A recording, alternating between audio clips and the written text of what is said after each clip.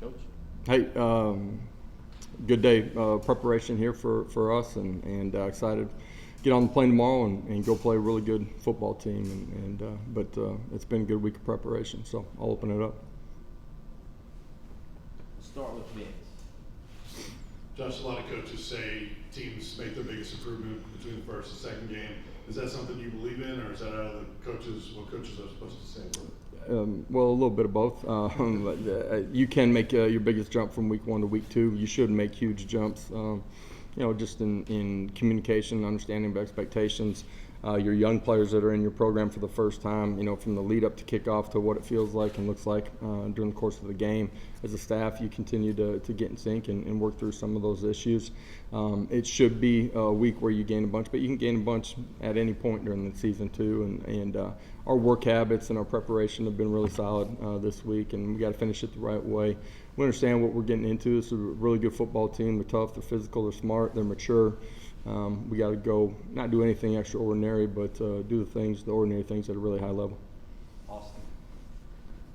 Have you sensed most of the week with a bunch of veteran leaders that there's been a kind of an engagement, a locked-in mentality as you head into this big game? Yeah, I think they understand the type of fight that it's going to take. During the course of the 60 minutes of play to win this football game. They understand this is a really good team. It's really mature. Is it something completely different as far as the way they've approached last week? No. The more mature your football team is, they become really consistent in their preparation. It's been a really good week. From in the meeting rooms to on the practice field. Our 2s and 3s being dialed in during our walkthroughs and make sure that they're getting every mental rep as well, and continue that preparation until kickoff, and then you got to tee it up and go play. Tim in the back. Coach, a lot of times coaches script those first 10 or 15 plays of the game. You guys obviously are really good at that. Score a lot on that first drive. What goes into those decisions, and how do you decide, what's going to be in those plays, those first 10 or 15? Yeah, for us, ways that you feel like you can attack them based on what you're going to see. For us to be able to put our personnel in a position to be successful, that's, from the offensive line to the skill guys and certainly the quarterback as well. And our kids having an understanding in those first couple of drives. Here's some thoughts that we are planning on getting to based on what we anticipate seeing, and them having a great understanding of how to react to the different variables that they could potentially see during the course of those first couple of drives. Back to Vince. You heard a lot about how Pittsburgh really makes a priority to stop the run defensively. What specifically do they do? They had a long run of keeping teams under 200 yards rushing. What specifically do they do to make it difficult on offense?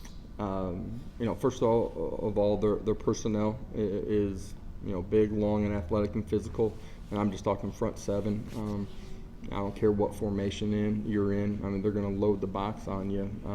That can be pre-snap, but on the snap as well. Those conflict players are tight, and that's why you got to strain. There's a big difference early in a football game between a 5-yard run and a 2-yard run, and a lot of little things go into that.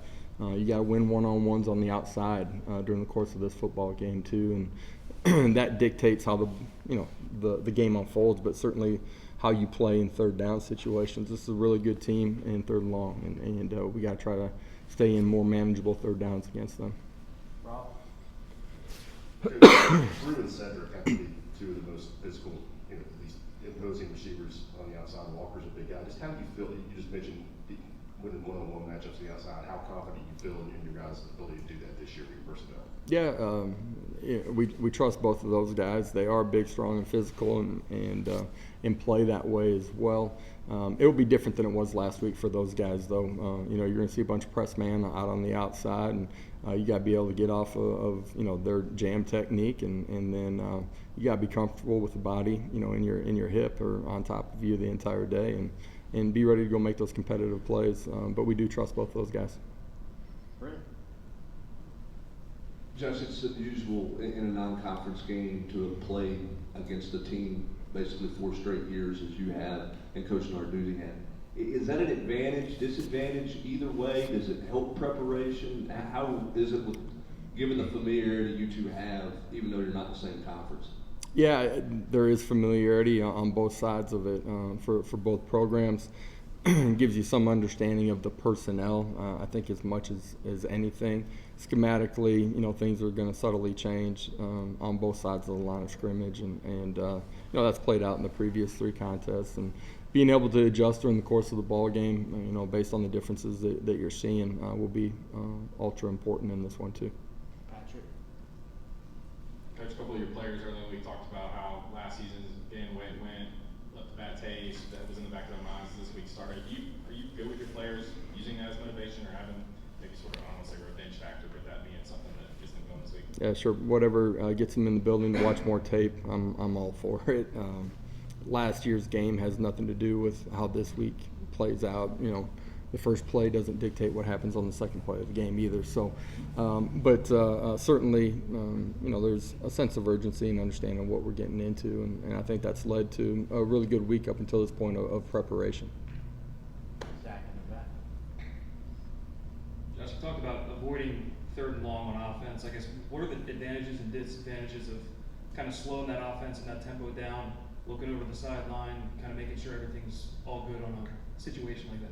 Yeah, even when we play with our tempo, we're making sure that we're getting things in the right direction. If you don't, you have no opportunity to execute the way that you need to. And for us, handling our tempo offensively will be a big part of this one. We've played them 3 previous times, and we're gonna have to play in both situations where the clock is stopped, P and 10, or after whatever it might be, a penalty or stoppage in play, and handle those situations really well, and we got to be able to execute within our tempo too. Back to Vince.